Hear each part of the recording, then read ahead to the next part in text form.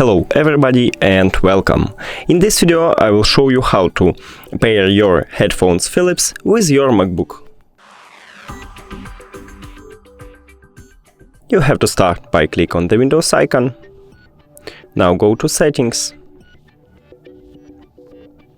Then press and hold power button until you can hear that the light start flashing blue and white.